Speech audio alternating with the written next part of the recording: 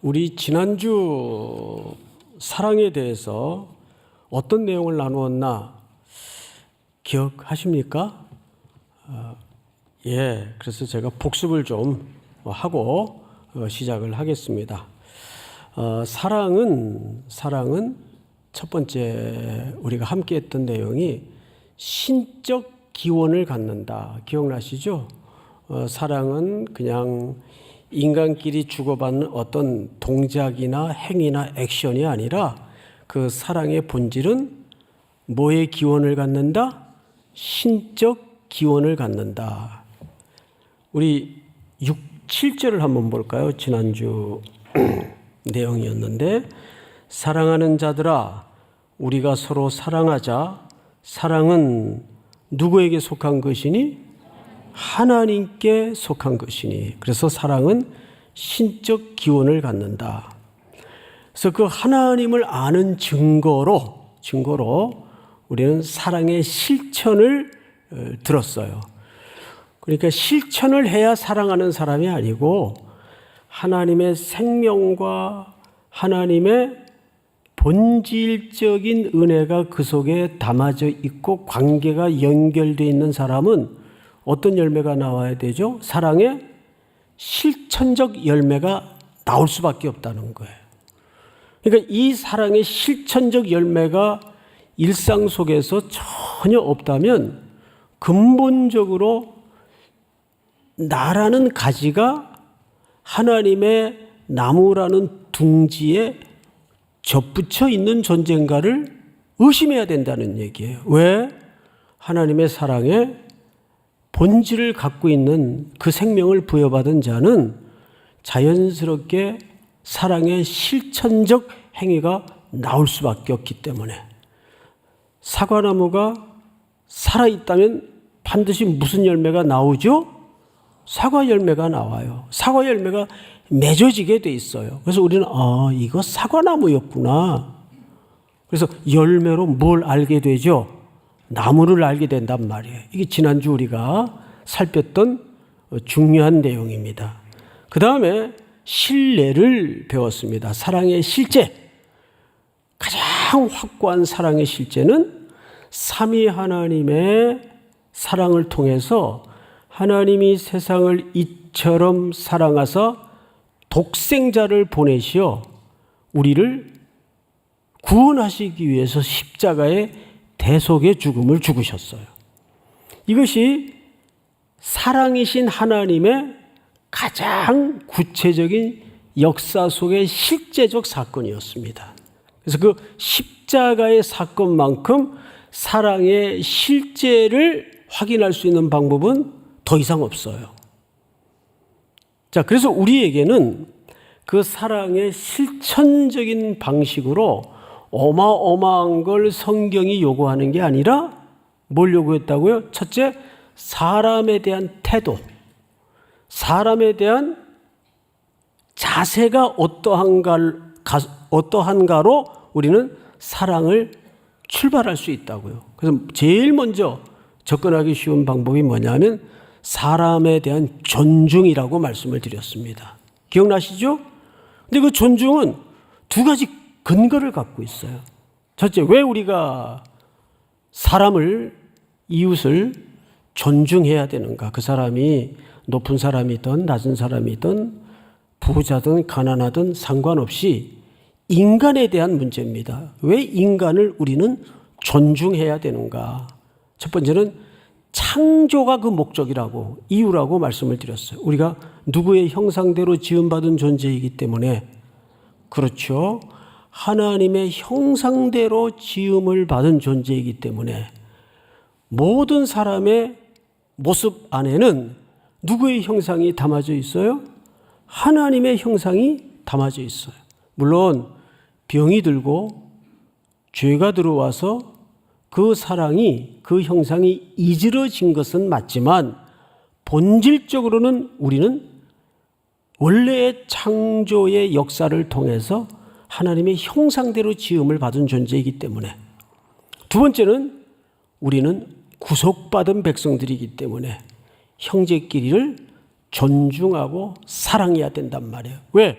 그분은 예수 그리스도께서 사랑하셔서 그 형제를 위해서 십자가의 대속의 죽음을 죽을 수 있도록 존귀하게 여긴 영혼이기 때문에 우리가 그 이웃에 대해서 함부로 쉽게 판단하거나 평가하거나 폄훼할 수 없다는 거예요. 그래서 우리가 인간에 대한 존엄한 존중을 해야 되는 두 가지 근거가 뭐냐면 창조와 구속이라고 말씀을 드렸어요. 기억나시죠? 어떻게 기억이 안 나세요? 뭐 저도 보고 올라왔으니까 이 얘기를 하지. 제가 설교를 해도 기억이 잘 안 나요. 자, 이제 오늘은 조금 더 한 걸음 진전해서 저도 이번에 이 사랑의 속성에 대해서 성경을 통해 배우면서 참 많은 깨우침이 있었습니다. 제가 언젠가 한번 로완 윌리엄스의 글을 인용하면서 여러분들에게 큰 질문을 하나 드렸었습니다. 성도들의 신앙의 목적은 행복에 있는가 거룩에 있는가 기억나시죠? 어디에 있었습니까? 그렇죠. 우리 삼일교회 성도들은 바르게 다 대답을 하십니다. 성도의 신앙생활의 목적은 행복해지는 게 목적이 아니에요. 거룩해지는 게 목적인데, 그러면 거룩이란 어떻게 되는 게 거룩한 건가? 거룩이라는 것은 하나님과 나 사이에 빈틈이 없는, 더 이상 어느 것도 삐짓고 들어갈 수 없는 하나됨의 상태. 이것이 피조물이 창조주 하나님께 가장 거룩한 자세고 거룩한 태도입니다. 이게 정확히 관계 설정이 공고해지면 자연스럽게 나오는 게 뭐죠? 행복이에요. 그러니까 행복은 종속적 개념이지 행복이 목적이 되어서는 안 돼요. 그래서 이걸 잘못 이해하는 경우가 굉장히 많습니다. 뭐 간단히 예를 들어서 가정생활의 가장 핵심적 관계는 부부관계입니다. 부부가 행복해지려면 어떻게 해야 될까요? 행복에 무슨 매뉴얼이 있나요? 아니에요. 두 사람의 관계가 견고해지고 원네스, 더 이상 하나일 수 없는 상태가 되면 행복이라는 것은 저절로 나오는 겁니다. 뭐를 doing, 해야 행복해지는 게 아니란 말이에요. 그런데 오늘 우리는 마지막 절을 한번 보면 이렇게 돼 있어요. 마지막 절 제가 한번 읽겠습니다. 16절이죠. 하나님이 우리를 사랑하시는 사랑을 우리가 알고 믿었노니 하나님은 무엇이라? 자, 우리 한번 저를 보세요. 같이 한번 따라서 해볼까요? 하나님은 사랑이시라. 그러면 여기서 본회퍼가 이 짧은 문장을 가지고 매우 뻔한 질문을 했더라고요. 그런데 그 뻔한 질문 앞에 저는 사실 충격을 받았어요. 제가 받았던 충격의 질문을 여러분들에게 다시 해보겠습니다. 하나님은 사랑이시라. 근데 본회퍼가 청년들에게라는 책에서 이 내용을 이렇게 설명을 했어요. 하나님에게 강조점이 있어야 되겠는가? 사랑에 강조점이 있어야 되겠는가? 어느 쪽일 것 같아요? 어느 쪽일 것 같아요? 이거 뻔한 것도 다시 물으면 자꾸 이렇게 수그려 들어가요. 당연히 하나님께 강조점이 있어야 됩니다. 사랑에 방점이 있는 게 아니에요. 마치 거룩의 목적이 있어야지 행복해지는 것이 우선적 목적이 될 수가 없듯이 말이죠. 그러니까 하나님은 사랑이라는 말은 하나님이 사랑의 본질이라는 뜻입니다. 자, 그런 의미에서 예수님이 사랑의 본질이라는 뜻이에요. 우리 고린도 전서를 보면 제가 그 대목을 좀 읽어드리겠습니다. 고린도 전서 13장을 보시면 이렇게 돼 있어요. 2절 3절을 읽어드리겠는데요. 그러니까 들으십시오. 내가 예언하는 능력이 있어 모든 비밀과 모든 지식을 알고 또 산을 옮길 만한 모든 믿음이 있을지라도 지금 열거된 항목만 봐도 하나하나가 엄청난 신앙의 도드라진 강점들이에요. 열거를 한번 다시 헤아려 보면 예언의 능력, 또 비밀과 모든 지식을 알고 산을 옮길 만한 믿음, 이것만 해도 뭐 어마어마하죠. 그런데 바울은 고린도 교회 성도들에게 편지를 쓰면서 그럴지라도 사랑이 없으면 내가 아무것도 아니라 그랬어요. 내가 그런 능력이 있고 예언의 은사가 있고 할지라도 내게 그것이 하나님이라는 사랑의 계시를 통해서 출발한 덕목들이 아니라면 그건 아무것도 아니라 그 말이에요. 내가 아무것도 아니라 그 말이에요. 그러니까 하나님은 사랑이시라는 이 너무 뻔해 보이는 정의를 우리는 다시 생각해 볼 필요가 있어요. 그러니까 하나님이 사랑의 본질이지 그분을 어떻게 사랑해야 사랑이 되는 게 아니라고요. 이해가 됩니까? 이해가 되셔야 돼요. 예. 우린 여기서 왜 그래야만 되는가에 대해서 오늘 12절서부터 간단하게 한번 정리를 해 들어가도록 하겠습니다. 요한일서 4장 12절을 보세요. 어느 때나 하나님을 본 사람이 없으되, 자, 맞죠? 여러분 하나님 보신 분 계세요? 근데 지금부터 오늘 저녁에 나오신 분들에게만 하나님을 볼 수 있는 방법을 소개할 겁니다.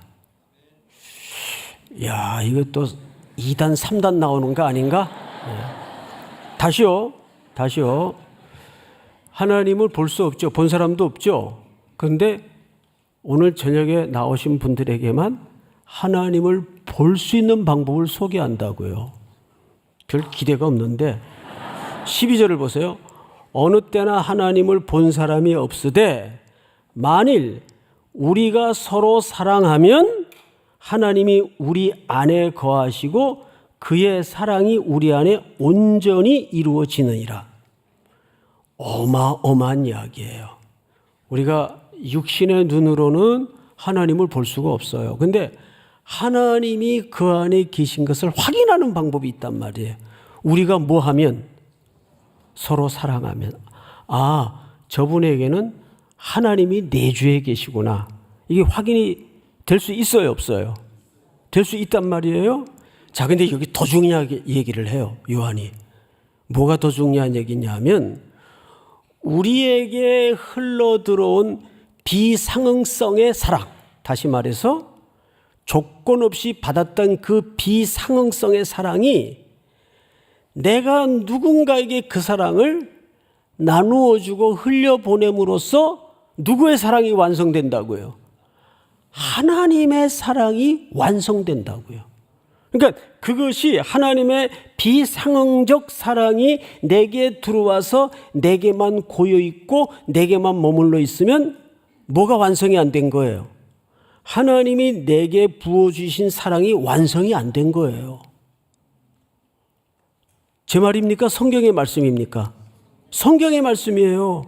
이거를 꼼꼼히 한번 뜯어서 묵상해 읽어보라고요. 12절을 제가 그런 차원에서 다시 한번 읽어드릴게요. 어느 때나 하나님을 본 사람이 없어요. 근데 만일 우리가 서로 사랑하면 하나님이 우리 안에 거하시는 걸 우리가 확인할 수 있다고요? 없다고요? 확인할 수 있다고요. 그래서 그의 사랑이 우리 안에 온전히 이루어지느니라. 이게 왜 놀라운 얘기냐 하면 이런 거죠. 하나님이 우리를 사랑해요.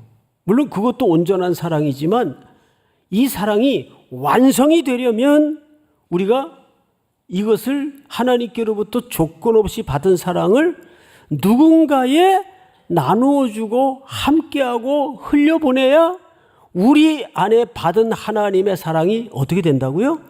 완성이 된다고요. 믿습니까? 이거는 우리가 사랑의 실천적 측면에서 굉장히 중요한 질서입니다. 그러니까 우리가 조수아 지프 박사의 환대와 구원이라는 책을 통해서 우리가 몇 차례 설교를 들었던 적이 있어요. 성경의 굵은 하나님의 구원이 이루어지는 현장을 뜨문뜨문이라도 한번 쫓아가 보세요. 항상 구원의 기적, 생명의 약속은 무엇을 하는 가운데 이루어집니까? 나그네 고아 과부를 환대하는 가운데 생명이 약속되어지고 거기에 하나님의 통치의 핵심 가치인 구원이 일어납니다. 아브라함이 나그네를 환대했다가 생명이 없었던 그 집에서 뭘 약속받죠? 이삭을 약속받아요. 그리고 그 이삭을 통해서 누가 오시죠? 그리스도가 오시는 거예요. 그러니까 사랑은 흘러가면서 예수 그리스도의 실체가 완성되도록 돼 있단 말이에요. 이거 지금 중요한 얘기를 하는데 저만 혼자 하는 것 같아서 조금 답답하긴 한데 알아들으시는 것 같아요. 여러분, 우리가 이 사랑을 흘려보내야 되는 진짜 목적지가 뭔지 아십니까? 그것이 예수 그리스도께서 다시 오심에 대한 완성을 만들어가는 일이다 그 말이에요. 믿습니까? 이거는 우리가 왜 이 땅에 머물면서 받은 은혜를 조건 없이 사랑하고 그 사랑을 실천해야 되는가에 대한 구속적 맥락이고 구원사적 은혜입니다.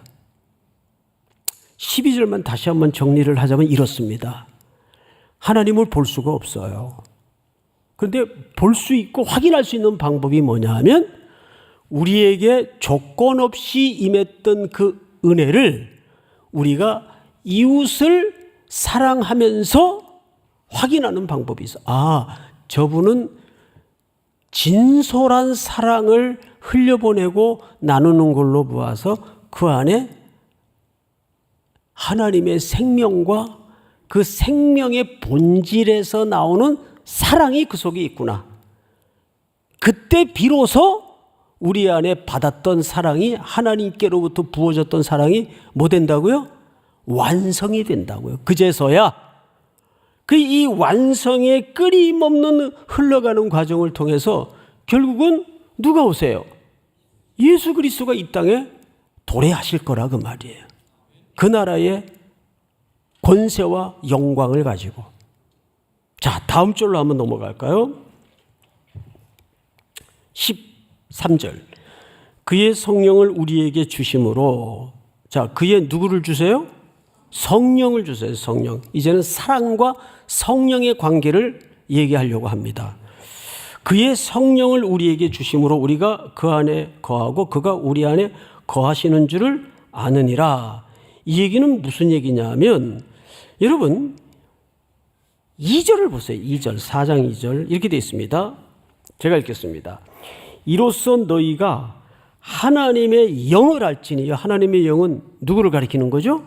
성령님을 가리키는 거예요. 영을 알지니 곧 예수 그리스도께서 육체로 오신 것을 시인하는 영마다 하나님께 속한 것이요. 자, 볼까요? 이 본문은 당시 이분법적인 신학을 만들어서 퍼뜨리고 다녔던 거짓 무리들의 논박에 대한 글들이에요. 영지주의자들에 대한 반박이에요. 영지주의자들은 예수 그리스도께서 육체를 입고 오신 것에 대해서 인정했다고 했습니까? 안 했다고 했습니까? 인정하지 않았어요. 자, 그렇다면 우리는 그걸 어떻게 알게 됐어요? 예수님이 육신의 몸을 입고 오셨지만 그분이 곧 하나님의 아들이라는 것을 우리는 어떻게 알게 됐냐 그 말이에요. 이렇게 침묵을 지키시면 좀 도와주세요. 어떻게 알게 됐어요? 예? 그렇죠. 하나님의 영을 통해서 알게 된 거예요. 그러니까 내가 예수 그리스도를 그리스도라고 육체를 입고 오신 하나님의 아들이라고 인정하고 시인하는 것은 내 안에 곧 뒤집어 얘기하면 누가 내주에 계신다는 뜻입니까? 성령님이 내주에 계신다는 뜻이고 오늘 13절에서는 그 얘기를 이렇게 만들어요. 그의 성령을 우리에게 주심으로 우리가 그 안에 거하고 그가 우리 안에 거하시는 줄을 아느니라 그랬어요. 아느니라. 그러니까 우리 안에 예수님이 거하신다는 사실을, 그 사랑의 본질이신 예수님이 거하신다는 사실을 누가 가르쳐 주시고 누가 깨닫게 하시는 겁니까? 성령님이 가르쳐 주시고 성령님이 깨닫게 하세요. 이게 우리 이지적인 능력과 연구로 알아지거나 깨달아지는 문제가 아니기 때문에 그렇습니다. 이건 영적인 질서이고 원리이기 때문에 그렇습니다. 자, 그렇다면 이어서 14절에 아주 중요한 얘기를 하는데 여러분들 한번 같이 읽어볼까요? 14절 시작. 아버지가 아들을 세상에 구주로 보내신 것을 우리가 보았고 또 증언하노니. 자, 보세요. 아버지가 아들을 세상에 구주로 보내신 것을 우리가 보았고 또 뭐 한다고 돼 있어요? 자, 앞을 보실까요? 보았고 우리가 그걸 증언한다. 이 얘기를 누가 쓰고 있습니까? 누가 쓰고 있어요? 사도 요한이 쓰고 있잖아요. 그러면 사도들이 예수 그리스도께 가르침을 받아서 예수 그리스도의 삶을 직접 목격해서 뭘 썼죠? 성경을 썼어요. 그리고 다니면서 그들은 그 사실을 증언했습니다. 자, 그러면 이 증언은 누구의 가르침이라는 말이 됩니까? 예수 그리스도의 가르침이라는 말이 돼요. 맞죠? 예수 그리스도께서 가르쳐 준 사실을 누가 깨닫게 하세요? 성령님이 깨닫게 하시는 거라고요. 그래서 여기에는 두 가지 차원의 증거가 있습니다. 하나는 내적 증거가 있어요. 그 내적 증거는 누가 도와주시는 영역이죠? 성령님이 도와주시는 영역이에요. 근데 외적 증거가 있었어요. 그 외적 증거가 뭐죠? 사도들의 가르침이에요. 사도들의 증언이에요. 그게 뭐예요? 이 성경이에요. 성경이 쓰여지고 있었지 않습니까? 그래서 요한 1, 2, 3서를 쓴 겁니다. 그러니까 성령님의 내적인 증거와 성경의 외적인 증거를 통해서 우리 속에 말씀을 읽고 들을 때마다 성령님이 우리 안에서 지혜를 열어주시고 사랑을 깨닫게 하시는 겁니다. 그러니까 사랑의 출처와 기원은 우리가 사랑함으로써 생기는 게 아니라 신적 기원을 갖고 있다고요. 그러고 보면 사랑은 우리가 자기적이고 인위적으로 만들어낼 수가 없어요. 그리고 인간이 꾸며내고 인간이 만들어내는 사랑이래야 다 파편 조각 같은 것이고 이지러 있어서 어쩌면 사랑한다고는 하지만 다 한계가 있는 사랑입니다. 그 사랑의 주도권은 하나님께 있어요. 하나님이 우리를 먼저 아셨고 먼저 사랑하셨기에 우리가 그 사랑을 흉내라도 낼 수 있는 거예요. 그러니까 너무 종교적인 색깔을 깔아서 너무 인위적이고 자기적이고 억지로 사랑하려는 것도 그 사랑을 오히려 종교적인 색깔을 입혀서 병들게 할 수가 있어요. 정말 진짜 그리스도를 닮은 사랑을 하려면 먼저 내가 사랑할 수 없는 존재라는 걸 전제해야 됩니다. 두 번째는 그럼에도 불구하고 예수님이 나를 얼마나 사랑하셨는가에 대한 그 고백과 그 본질적 가르침을 깨닫는 거예요. 성령의 역사를 통해서, 내적 증거를 통해서. 그리고 우리는 그 사랑에 겨워서 그 사랑 때문에 이 땅에 머무는 동안은 겨우 하나님 사랑의 흉내라도 낼 수 있는 거예요. 제가 이런 말씀을 드렸던 적이 있어요. 어느 목사님이 정말 그럴 수 없는 실패한 제자를 다시 기회를 주셨어요. 그러니까 장로님들도 그렇고 또 특별히 동역자들인 교육자들도 목사님 그분 더 이상 안 됩니다. 희망이 없습니다. 근데 듣고 보면 그 만류가 일리가 있어요. 어떻게 그런 사람을 다시 기회를 줄까? 모두가 이해를 못했어요. 모두가. 근데 결국은 1년 있다가 그분에게 다시 기회를 주시는 거예요. 저도 제가 잘 아는 상황이었기 때문에 이해가 안 돼서 목사님께 나중에 개인적인 자리에서 여쭤봤어요. 궁금하잖아요. 목사님, 그 당회도 다 반대하고 특별히 동역자였던 교육자들도 다 반대했는데 어쩌자고 그렇게 기회를 다시 주셨습니까? 제가 직접 여쭤봤어요. 그랬더니 그분이 이렇게 말을 애들로 하는 스타일이 아니라서 아주 직선적으로 이런 얘기를 하시더라고요. 야, 내가 겔 믿냐? 하나님 믿지? 딱 그러시더라고요. 내가 겔 믿냐? 하나님 믿지?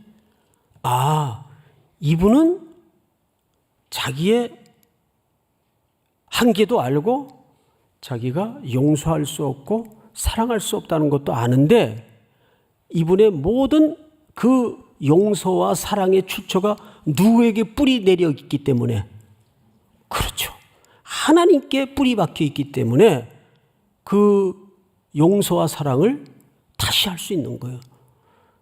근데 그분의 그 단도직입적인 한마디가 제 평생에 아주 큰 좌우명이 됐어요. 뭐에 대한? 사람에 대한 이해에 큰 디딤돌이 됐습니다. 야, 내가 겔 믿냐? 하나님 믿지? 맞아요, 틀려요? 맞습니다.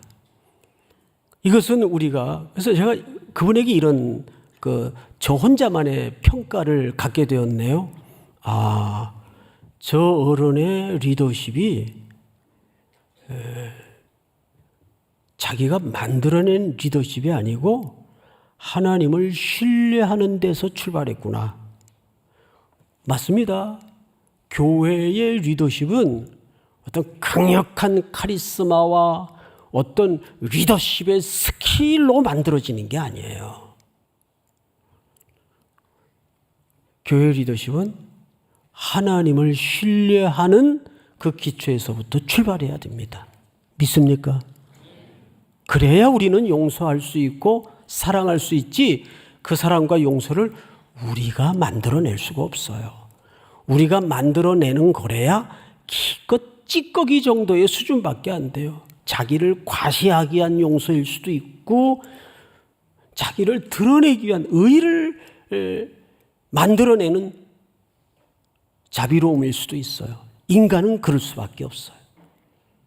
항상 이 사랑이든 용서든 그 기원은 누구께 뿌리해야 됩니까? 하나님의 사랑. 믿습니까? 왜? 그분이 사랑이시기 때문입니다. 아멘. 이제 오늘도 우리가 이제 4시 반부터 1시간 동안 이제 피택되신 분들 교육을 오늘부터 시작했어요. 첫 번째 3가지 줄거리로 말씀을 나누었죠. 첫 번째 줄거리가 뭐냐 하면 교회의 토대, 교회는 뭐에 기초해야 되는가? 은혜입니다. 은혜는 또 다른 말로는 사랑이라고도 표현할 수 있어요. 은혜고 사랑입니다. 우리가 자격이 있어서가 아니라 그럴 만한 근거를, 여지를, 가능성을 갖고 있어서가 아니라 전적인 그리스도의 대속의 죽음과 그 비상응성의 사랑이 교회의 토대고 내 인생의 토대가 된 겁니다. 믿습니까? 자, 이제 마지막으로 15절을 한번 같이 읽어볼까요? 15절. 다 같이 시작. 누구든지 예수를 하나님의 아들이라 시인하면 하나님이 그의 안에 거하시고 그도 하나님 안에 거하느니라. 여기서 우리가 한 가지 조심스러운 것은 뭐냐면 누구든지 예수를 하나님의 아들이라 뭐 한다고 돼 있죠? 시인한다고 돼 있어요. 시인이 뭘까요? 여러분, 여기서 말하는 시인이라는 것은 내가 동의한다, 이런 단편적인 어떤 부분을 얘기하는 게 아닙니다. 여기서 적어도 예수 그리스도를 시인한다는 말은 어디 자리까지를 요구하는 걸까요? 삶의 자리까지를 요구하는 거예요. 나는 돈보다는 하나님이 가장 중요해. 말은 그렇게 할 수 있어요, 우리가. 이거를 소위 무늬만 크리스찬이라고 해요. 그 명분론자들이죠. 교회 안에는 그런 명분론자들이 얼마든지 있을 수 있어요. 그렇다면 정말 그분이 나는 돈보다는 하나님이 더 중요해 라고 시인하려면 그 갈래길에 서서 우리는 분명한 삶의 태도에까지 그 열매가 나와야 그게 진짜 시인하는 자리입니다. 배고파 찾아온 나그네에게, 가난한 이들에게 형제요, 우리 기도합시다. 그리고 땡치고 안녕히 가세요 그러면 아니죠. 그거는 자기 지갑을 열어서 담은 얼마라도 밥을 함께 먹든지 밥 먹을 값을 지불해 주든지 거기까지가 정말 나그네를 대접할 줄 아는 예수님의 그 본성을 닮아 있는 DNA가 그 속에 있구나. 그게 시인하는 자리입니다. 여기서 말하는 시인은 입으로만 명분론자가 되라는 말이 아니고 우리 삶의 영역까지 이렇게 시인의 영역을 넓혀 보면 신앙생활 하기가 만만해요? 정말 만만치 않습니다. 세상의 비겁한 요구 앞에, 얄팍한 시험 앞에, 불의한 이익 앞에서 단호히 돌아서고 아니요, 할 수 있는 거기까지가 시인하는 자리입니다. 그러니까 예수 그리스도를 시인한다는 것은 단순히 립 서비스의 영역만에 머무는 순종이 아니라 우리 실제적인 삶의 자리까지 나아가야 된다는 것을 그렇게 설명하는 겁니다. 믿습니까? 오늘 이 말씀이 여러분들이 일상 속에서 그리스도의 사랑을 실현해내는 순종으로까지 확대될 수 있기를 주의 이름으로 축복합니다. 하나님은 사랑이시라. 하나님은 사랑의 본질이심을 우리의 삶을 통해 실천하게 하시고 완성해 갈 수 있도록 복을 주옵소서. 한 주간도 불의가 가득한 터전에 살아낼 청년들과 성도들의 걸음을 복되게 하시며 성령께서 증거해 주시고 하나님의 말씀에 순복하는 걸음이 될 수 있도록 이끌어 주시옵소서. 만나는 일, 되어지는 사연마다 복되게 하시고 저들을 통해서 기근으로 가득한 혼잡한 시대가 길을 찾고 허기를 메꾸는 축복의 통로가 되도록 함께하여 주시옵소서. 병상에 누워 신음하는 환우들을 돌아보시고 연세가 높으신 어르신들의 일상을 평안케 하시며 여러 가지 각종 질병에 묶여 신음하는 이들의 고통을 눈물겨운 주변 사람들의 간구를 기억해 주시옵소서. 지금은 우리 구주 예수 그리스도의 은혜와 하나님 우리 아버지의 사랑과 성령님의 교통하심이 오늘 머리 숙여 경배를 드리는 사랑하고 사랑하는 3일의 성도들, 해외, 국내, 멀리 출타해 있는 가족들, 복중의 생명까지 영원토록 함께 있을지어다. 아멘.